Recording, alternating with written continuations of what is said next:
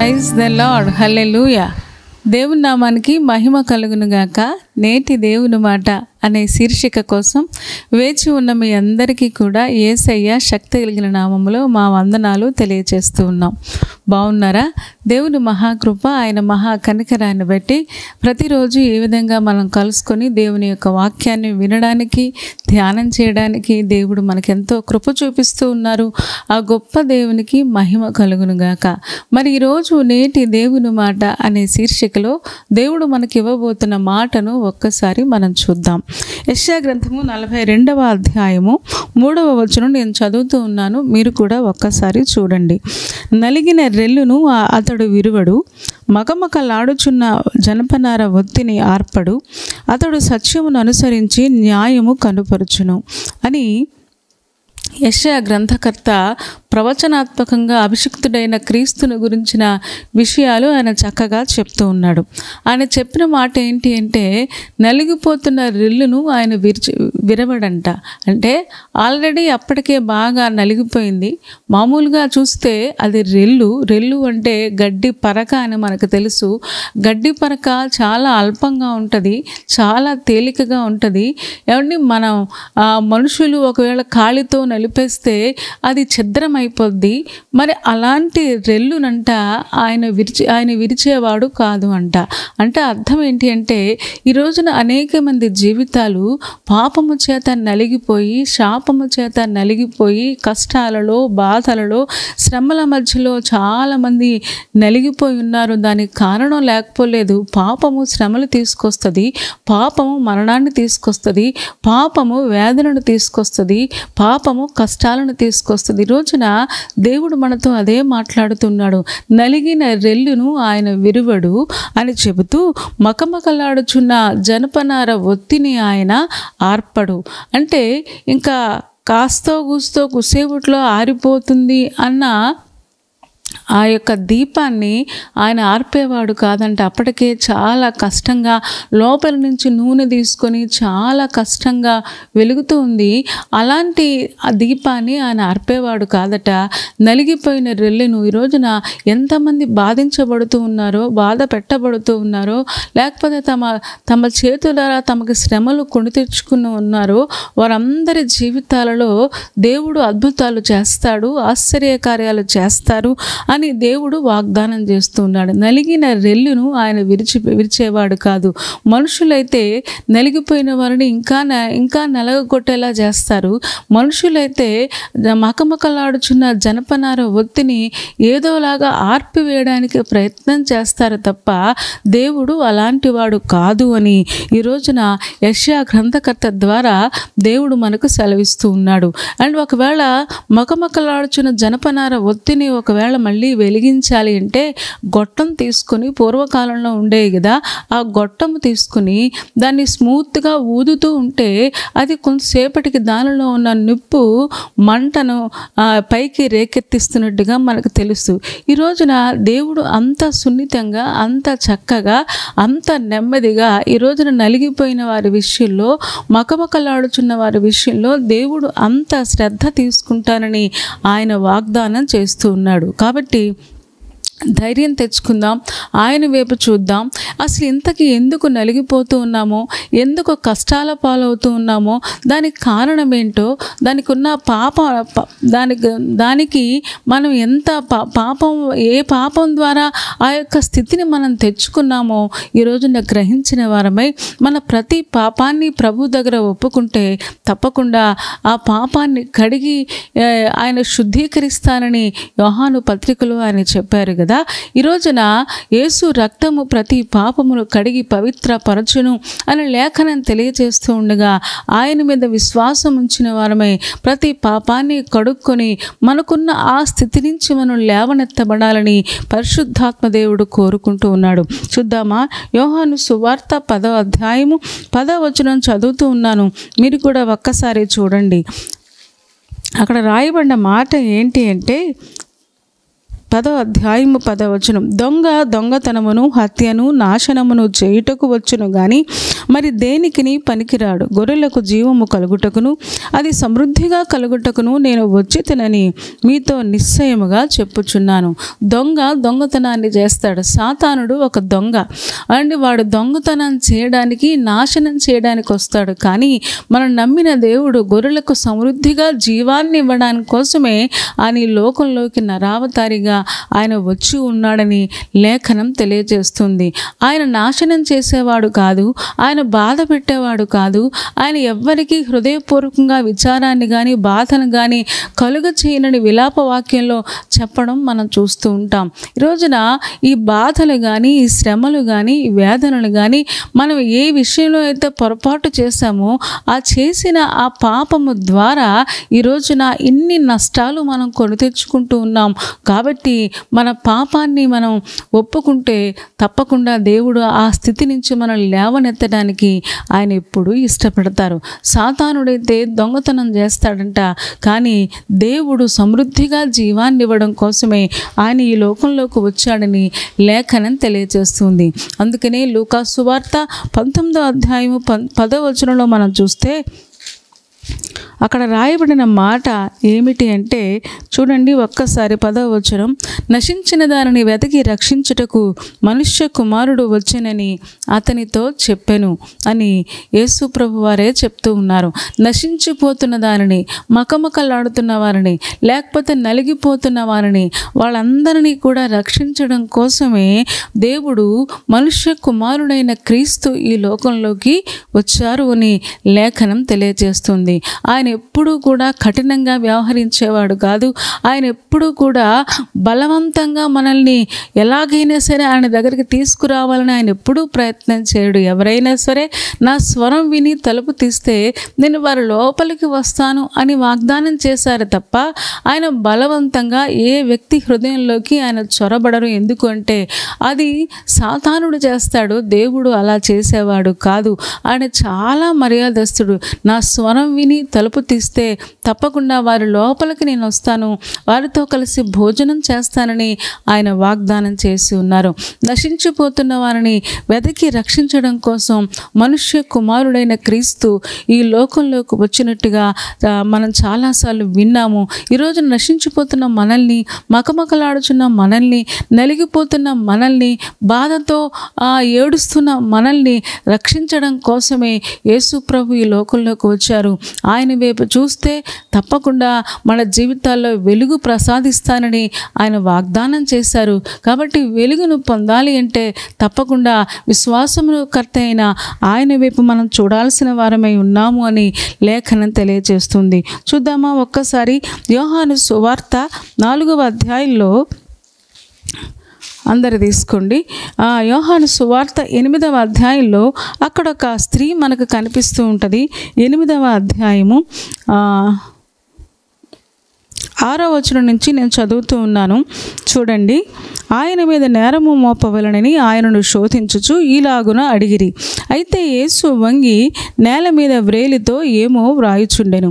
వారు ఆయనను పట్టు వదలక అడుగుచుండగా ఆయన తల ఎత్తి చూచి, మీలో పాపము లేనివాడు మొట్టమొదట ఆమె మీద రాయి వేయవచ్చునని వారితో చెప్పి మరలా వంగి నేల మీద వ్రాయుచుండెను. వారు ఆ మాట విని పెద్దవారు మొదలుకొని చిన్నవారి వరకు ఒకని వెంట ఒకడు బయటికి వెళ్ళిరి. యేసు ఒక్కడే మిగిలెను. ఆ స్త్రీ మధ్యన నిలువబడి ఉండెను. యేసు తల ఎత్తి చూచి, అమ్మా, వారెక్కడ ఉన్నారు? ఎవరునూ నీకు శిక్ష విధింపలేదా అని అడిగినప్పుడు ఆమె, లేదు ప్రభువా అనెను. అందుకు యేసు, నేనును నీకు శిక్ష విధింపను, నీవు వెళ్ళి ఇక పాపము చేయకుమని ఆమెతో చెప్పెను అని మనం చదువుతున్నాం. ఇక్కడ వ్యభిచారంలో పట్టబడిన ఒక స్త్రీని తీసుకుని వచ్చి ఎలాగైనా సరే ఆయన ఎలాంటి తీర్పులు ఇస్తారు అని ఆయన మీద నేరం మోపాలని ఉద్దేశంతో అక్కడున్న పరిసయ్యులు శాస్త్రులు ఒకవేళ వీళ్ళందరూ కూడా ఆ స్త్రీని తీసుకొచ్చి యేసు ప్రభు వారి దగ్గర నిలబెట్టి అంటూ ఉన్నారు, ఈమె పాపము చేయుచుండగా వ్యభిచారము చేయుచుండగా ఈ స్త్రీ పట్టబడిందయ్యా అని చెప్పంగానే ఒకవేళ వాళ్ళు అనుకుని ఉంటారు, ఎలాగైనా సరే ధర్మశాస్త్రం ప్రకారంగా వ్యభిచారం చేసే స్త్రీని రాళ్లతో కొట్టి చంపాలని ఒకవేళ లేఖనంలో రాసి ఉంది కదా, ఒకవేళ అలాగ చేస్తాడేమో, అసలు ఈయన ఎలాంటి తీర్పు ఇస్తాడో అని ఆలోచిస్తూ ఆయన దగ్గరకు వచ్చినట్టుగా మనం చూస్తూ ఉన్నాం. అలాంటి సమయంలో ఆయన ఏమీ మాట్లాడకుండా ఆయన వంగి నేల మీద ఏదో వ్రాస్తూ ఉన్నాడంట. వ్రాస్తూ ఉంటే ఆ భాష వాళ్ళకి అర్థమైపోయింది. వెంటనే రాళ్ళు పట్టుకుని వచ్చిన వాళ్ళందరూ కూడా ఒక్కొక్క రాయిని అక్కడ విడిచిపెట్టేసి ఒకళ్ళ తర్వాత ఒకళ్ళు నిశ్శబ్దంగా వెళ్ళిపోయారు. అండ్ యేసు తల ఎత్తి చూచి, అమ్మా ఎవరును నీకు శిక్ష విధింపలేదా అని అడిగారంట. అడిగితే ఆమె చెప్తూ ఉంది, అయ్యా ఎవ్వరూ నాకు శిక్ష విధింపలేదు అంటే, అమ్మా నేను కూడా నీకేమీ శిక్ష విధింపను, నీవు వెళ్ళి ఇక పాపము చేయకుమని చెప్పినట్టుగా మనకి ఈ సందర్భం తెలుసు. అప్పటికి ఆమె చాలా నలిగిపోయింది, మకమకలాడుతుంది. ఏమంటే ఆమెను పట్టుకొని ఈడ్చుకొని అందరూ కూడా తోలనాడుతూ ఒకవేళ ముఖం మీద ఉమ్మి వేస్తూ అని ఒకవేళ వాళ్ళందరూ పట్టుకొని ఈడ్చుకొని ఆ వీధిలో అందరూ చూస్తూ ఉంటే ఆమె సగం చచ్చిపోయి ఉంటుంది. ఏమంటే ఎంతో వేదన, మనసులో బాధ, అయ్యా ఎందుకింత పాపం చేశాను, ఎందుకు ఇలాంటి పని చేసి నేను అనవసరంగా ఈ రోజుని ఎంతమంది చేత నేను తిట్టించుకుంటూ ఉన్నాను, బాధ పెట్టబడుతూ ఉన్నానని ఒకవేళ అప్పటికీ ఆమె మనసులో పశ్చాత్తాపం వచ్చి ఉండొచ్చు. ఏమంటే అలాంటి ఆమెను పట్టుకొని వచ్చి అంటున్నారు, నీవు శిక్ష విధించాలయ్యా అని చెబుతూ ఉన్నారు. మరి ద్వితీయోపదేశకాండము 22వ అధ్యాయము 22 నుంచి 24 వరకు మనం చూస్తే ఒక్కసారి మనం చూద్దామా? ద్వితీయోపదేశకాండము 22వ అధ్యాయము 22 నుంచి 24 వరకు నేను చదువుతూ ఉన్నాను, మీరు కూడా ఒక్కసారి చూడండి. ఒకడు మగనాలితో సైనించుచుండగా కనబడిన ఎడల వారిద్దరూ అనగా ఆ స్త్రీతో సైనించిన పురుషుడును ఆ స్త్రీయును చంపబడవలను. అట్లు ఆ చెడుతనమును ఇశ్రాయేలులో నుండి పరిహరించుదురు. కన్యకైన చిన్నది ప్రధానము చేయబడిన తరువాత ఒకడు ఊరిలో ఆమెను కలుసుకుని ఆమెతో సైనించిన ఎడల ఆ ఊరి గవని యొద్దకు వారిద్దరిని తీసుకుని వచ్చి ఆ చిన్నది ఊరిలో కేకలు వేయుచున్నందున ఆమెను తన పొరుగువాని భార్యను అవమానపరిచినందున ఆ మనుష్యుని రాళ్లతో చావగొట్టవలను. అట్లు ఆ చెడుతనమును మీలో నుండి పరిహరించుదురు అని చెప్పడం మనం చూస్తూ ఉన్నాం. ఏమంటే ధర్మశాస్త్రం చాలా చక్కగా ఎవరైతే వ్యభిచారం చేశారో ఆ పురుషుణ్ణి ఆ స్త్రీని కూడా ఆ రాళ్లతో కొట్టి చంపాలని ధర్మశాస్త్రం తెలియజేస్తుంటే వీళ్ళు కేవలము ఒక స్త్రీని మాత్రమే పట్టుకొని వచ్చారు. ఒకవేళ ఆ పురుషుడు పెద్ద మనిషి అయి ఉండొచ్చు, ఒకవేళ ఆ పురుషుడు ఆ పేరు మోసిన వాడై ఉండొచ్చు, మరి ఎలాంటి పరిస్థితుల మధ్యలో ఉన్నారో కానీ వాళ్ళు మాత్రము అమ్మాయిని తీసుకొచ్చారు తప్ప, స్త్రీని తీసుకొచ్చారు తప్ప ఆ పురుషుడిని మాత్రం తీసుకుని రాలేదు. ఒకవేళ వాళ్ళ దృష్టిలో పురుషులకు ఒక న్యాయము, స్త్రీలకు ఒక న్యాయము అన్నట్టుగా ఒకవేళ వాళ్ళు అలా చూస్తూ ఉన్నారేమో. వాళ్ళు సంఘానికి పెద్దవాళ్ళై ఉండి లేకపోతే ఆ ఊరికి పెద్దవాళ్ళై ఉండి వాళ్ళు అలాగా ఆలోచిస్తూ ఉంటే ఆయన నేల మీద వంగి ఏదో వ్రాస్తూ ఉన్నాడు. నిజమే, ఈ లోకంలో ఒక్కొక్కరికి ఒక్కొక్క న్యాయము. ఏమంటే దేవుని న్యాయాన్ని వాళ్ళు పట్టించుకోరు, దేవుని యొక్క ధర్మశాస్త్రాన్ని వాళ్ళు పట్టించుకోరు. ఈ రోజున ఒక మనింటి వాళ్ళైతే ఒక న్యాయము, లేకపోతే వేరే వాళ్ళైతే ఒక న్యాయం. ఈ రోజున విశ్వాసులు అలా ఉండకూడదని పరిశుద్ధాత్మ దేవుడు కోరుకుంటూ ఉన్నాడు.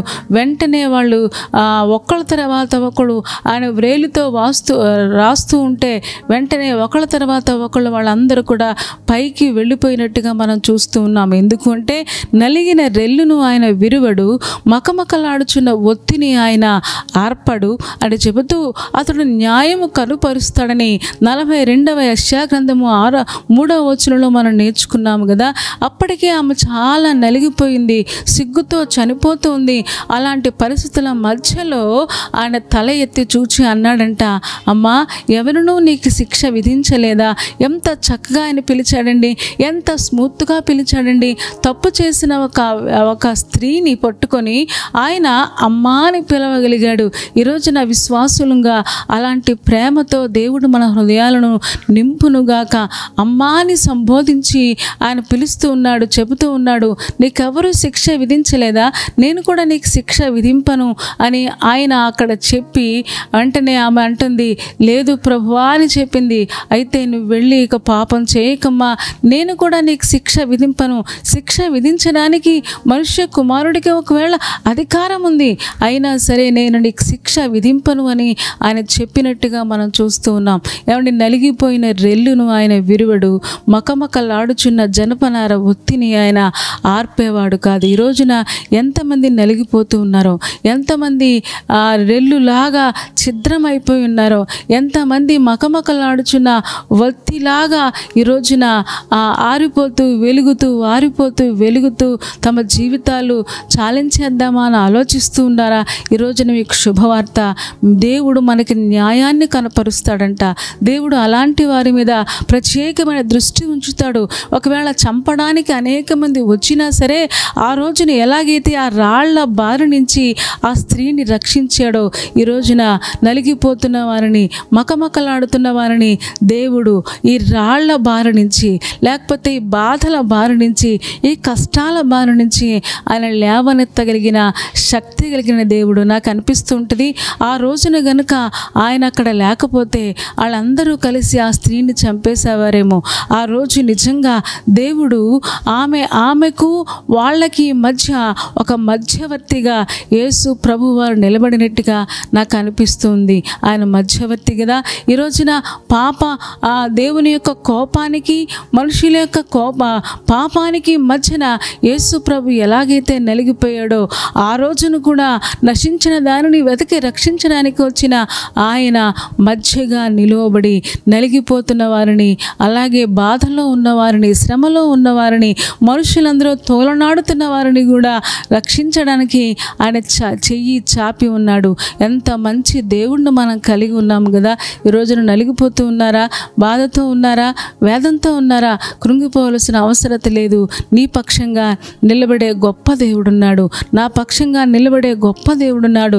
ప్రతి పరిస్థితి నుంచి కూడా ఆయన లేవనెత్తగలడు. ప్రతి పరిస్థితి నుంచి కూడా ఆయన విడుదల ఇవ్వగలడు. కాబట్టి ఆయన వైపు చూద్దాం. అతను న్యాయం చేసే దేవుడు. మరి ఆయన వైపు మనం చూస్తే తప్పకుండా ఆ స్త్రీ ఆయన వైపు చూచి ఎలాగైతే ఆ రోజున విడుదల పొందిందో, ఈ రోజున మనం ఆయన వైపు చూస్తే తప్పకుండా మనము కూడా విడుదల పొందుతాం. మరి అలా ఉండడానికి పరిశుద్ధాత్మ దేవుడు మనందరికీ సహాయం చేయునుగాక. తలలు వంచండి, కళ్ళు మూసుకోండి, చిన్న మాట ప్రార్థన చేద్దాం. పరిశుద్ధున ప్రేమ కలిగిన మా తండ్రి, నీ పాదాలకు వందనాలు, స్తోత్రాలు చెల్లిస్తూ ఉన్నాం. నువ్వెంత మంచి దేవుడవు నాయన, నువ్వెంత మృదు స్వభావివి నాయన.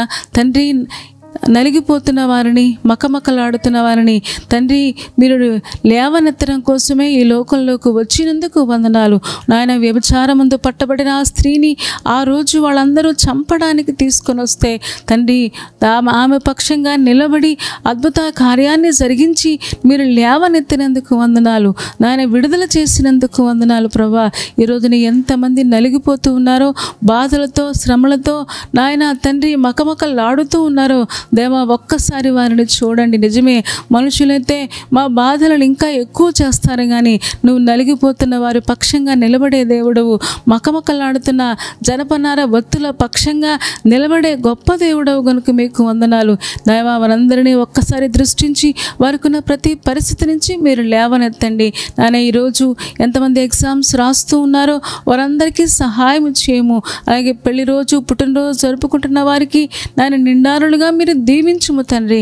లేవనెత్తమని ప్రార్థిస్తూ ఉన్నాం నాయన. రేపటి దినం కోసం మమ్మల్ని అందరినీ సిద్ధపరచుము. యేసయ్య నామములో ప్రార్థించి వేడుకొనుచున్నాము తండ్రి. ఆమేన్.